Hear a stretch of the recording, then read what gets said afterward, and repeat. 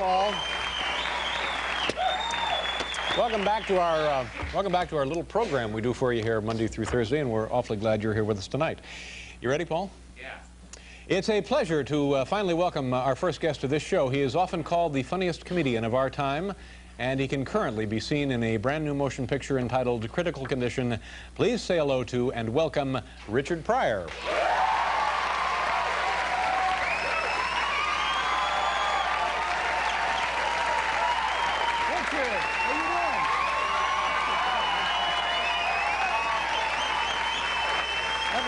Have a seat, sir.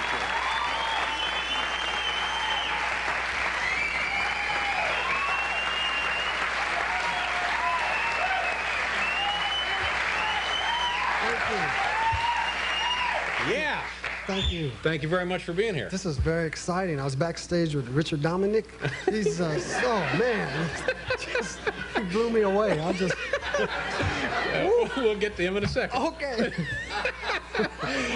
I've known you for a long, long time. I don't know if you've known me for a long, long time, but I've known you. I met you years and years ago, and I don't know if you remember that or not. At the Comedy Store. The Comedy Store. I remember that. And my first encounter with you, I have a really vivid recollection of that. One night I was emceeing, and you were going to go on, and I went up to you. You didn't know who I was, and I introduced myself, and I said, "How would you like to be introduced?" When I get up on stage, and you told me, and we shook hands, and for the rest of the night I had this wonderful, wonderful scent of what I assumed was really, really expensive cologne on my hand, and I thought, this man is very, very successful. I've not had anything like that since, and I was mightily impressed by that. Well, it healed up. It's all better now, so you won't get it no more. When you when you come back to New York, does this bring back a lot of exciting memories for you? Like when you come back to New York, you haven't been here for a while, you realize how big it is. Mm-hmm. It's like very big, and people are moving all the time. They don't stop for nothing. Yeah. They just go, go, go, go, go. And I can't wait to get back in the hotel and go. Yeah. Because I'm guessing when you go out on the streets, people are just want to be all over you, don't they? No. No, they don't. They don't bother me. I'm with my son, so I'm bothering with him, so they don't bother with me very much. Sometimes they should. Yeah. Should they bother me? Well, I would think that you're the kind of guy that people are drawn to, and when you're out in public, that they would want to get up there and shake your hand and pat you on the back and stuff. Oh. Damn. Jeez, Dave. No, well, don't let it. But it doesn't happen to me, so don't worry about it. Oh, okay. Yeah. But you worked here in clubs when you were a kid starting out? I worked here at the Cafe Wah. Yeah. That was the first club. It's still in the village, maybe. I don't know if there's still a village, is it? Is the Cafe Wah still down there, Paul? Yeah, I was just hanging out there the other night out in the village. I don't think it is. Yeah. And you started doing television from New York? The first show I did was called Entertainment Tonight. It was a summer replacement show. What network was that? That was CBS. Mm-hmm. Like an hour variety kind of deal? Yeah, it was in the summer. And Rudy Valley was the host. And I got on that show, and then Merv Griffin saw a tape of that, and he let me come on his show every night for about 6 years. Is that right? Yeah. And did you also do the Ed Sullivan Show here? Yeah, I did Ed Sullivan, too. Yeah. Now, do you have Ed No, I just remembered, you know. Yeah. It's all right. It comes back every now and then. Do you have any special stories about Ed Sullivan? It seems like everybody who did the show has a... I know. I remember Ed Sullivan came up to my dressing room. I did 9 minutes, and people just freaked, said, "You can't do that." And I went up to his room. He said, "Well, I like it." And I want you to do all 9 minutes. I do the worst Ed Sullivan, as you can see. But he was a nice man to me. So he let you go ahead and do the 9 minutes on the show? Yeah. And how many times were you on that program? I think about maybe 11, 12, something like that. Yeah. Do you at this stage of your life, do you miss doing stand-up on a regular basis? I know you do it. Stand-up in clubs, I miss a lot. I miss a lot. I haven't been on the road in a while. I want to go after my next film. I like to get back and do a concert so you can get in front of people and they can ask you, you know, "Where'd you get them shoes?"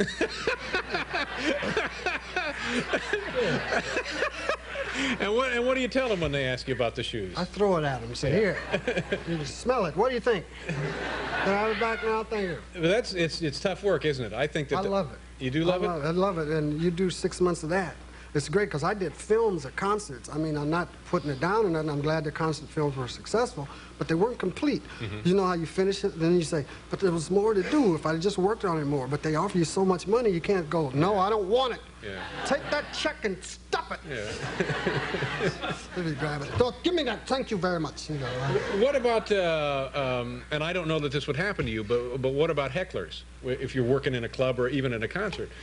I have 2 guys. They take care of the hecklers. no, I don't get no real bad hecklers. Not no serious hecklers. Most of the hecklers I get, people add to the act. You know, I don't get nobody just takes it out. Yeah. So it doesn't bother you if somebody does that then? There's a line, I know. Yeah. Yeah. It's a very thin line. Yeah. Now, would you ever see yourself doing like a massive concert tour, or just picking one night? I'd like to do about 20 cities or something like that. I'd love to do that. Yeah. I really would, man. I really enjoy it a lot. Yeah, it'd be a hot ticket. Be a good deal. Oh yeah. Good. Yeah. All right. Then, We'll do a commercial here, and we're going to talk some more with Richard before we bring out Mr. Dominic. But he'll be here. Don't worry about it.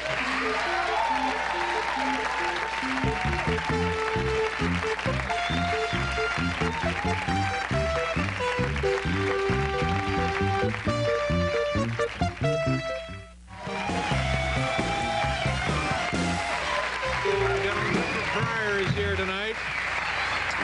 When you were first starting to do nightclub work, I guess back in Illinois, in that area? Yes. Yeah. What were the acts of the day, aside from yourself? You, I guess, worked as a comedian and maybe an MC sometimes? Yes. What kind of stuff would you appear with? I'd appear with strip dancers. There would be one strip dancer, and then a singer, and then the MC. I'd do the MC or the jokes, as it were. And then they alternate. Every week to be a different show. But I got to stay 3 or 4 weeks because the guy at this club liked me. Was there anything, you go to one city or one act would come in that would be a little more bizarre than others, or was it pretty much? There was a flame dancer I worked with one time. She was great. And we used to do a thing in the Black Theater. It was called Burying the Show. At the end of the engagement, the last night, everybody would do everybody else's act. And they'd bury the show. And this guy one time, we was doing the flame dancer, and the MC would be the woman. She'd put on a mustache, and she'd come out and do the jokes. And then the other girl would sing, and it was great. Yeah. As a matter of fact, there's a scene like that in the JoJo Dancer, right? Yes. Yeah, when you're working the club. Kinda. Yeah. It's good to see you, man. It was nice to see you. I appreciate you coming here. You know, I saw the other night, they were running an old variety series that you did on NBC. That was on the air. How many weeks did that last? 7 weeks or something like that. 7 weeks, and it was, at the time, it was a really big deal, and it was with a lot of guys that you and I both knew, a lot of mutual friends, and it was pretty interesting stuff that you guys were doing then. And I guess this is a photograph from the first show. Yes. Explain what we're looking at there. And that's the thing I wanted to do, but the NBC censors cut it out. Yeah. And I was standing there. I say, as you can see, and you only see me from the waist, just this part. Right. So, as you can see, I've given up absolutely nothing to be on television. And they pull back, and you can see I have no genitals. And there you are. Yeah. Now, was that show? Was that a constant battle with those? What year was this? This was. Oh, it was back in 1970-something. Was it a constant struggle to keep that thing? It was a constant struggle in the sense of, like, we'd do stuff and the censor would come into the dress rehearsal and go, hold it, you can't do that, please. And I'd go, well, we'll do something else. And you keep trying. The more once you step with them, they keep stepping until you end up with nothing. Yeah. Like that. I wonder now if things are any different. No, they don't care now. Anything goes now? Yeah. I'm guessing certain things would be the same, other things might be a little different. But I think, you know, the pendulum goes one way and then it swings back way, and you maybe don't really gain I much. imagine television is different. I guess I don't do it, so I don't know. I really don't. Well, go ahead and test them tonight, Richard. See No. Hey. No. What other kind of things did you do before you were in show business, or when you were maybe not doing show business full time? Other kind of jobs? Be depressed a lot. And good money in that. Yeah, I was depressed a lot. I tried to be a thief for a while. I wasn't good at that.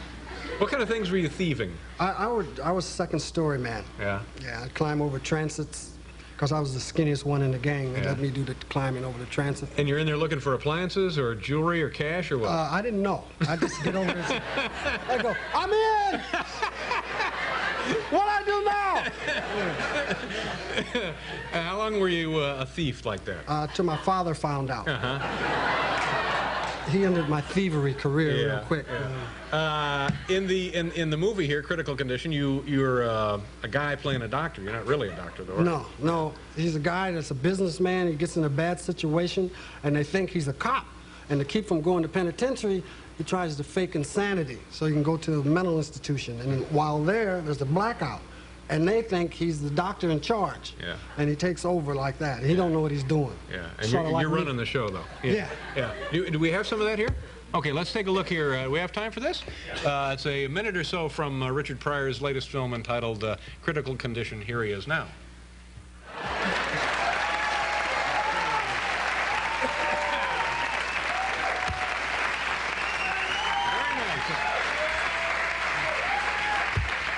Did you ever have any interest in being a doctor? None whatsoever. Yeah. Never did have an interest in it, but I like them. I think it's amazing. They go to school 8 years, at least. Mm-hmm. And then people don't want to pay their bills. That tickles me. I mean, you do something on them, the guy goes, I ain't going to pay that much. And you break the other arm or something. Let me, you're married again, Richard. Yeah, Dave. Congratulations. Thank you very much. Where did you meet your wife? I met my wife in Washington, D.C. about 15 years ago, and she was there. I was doing a concert, and I met her, and I liked her right away. Yeah. And we talked and became friends. That's good. And so we got married. How old a woman do we have here? She's about, well, the school bus was late taking her home the other day.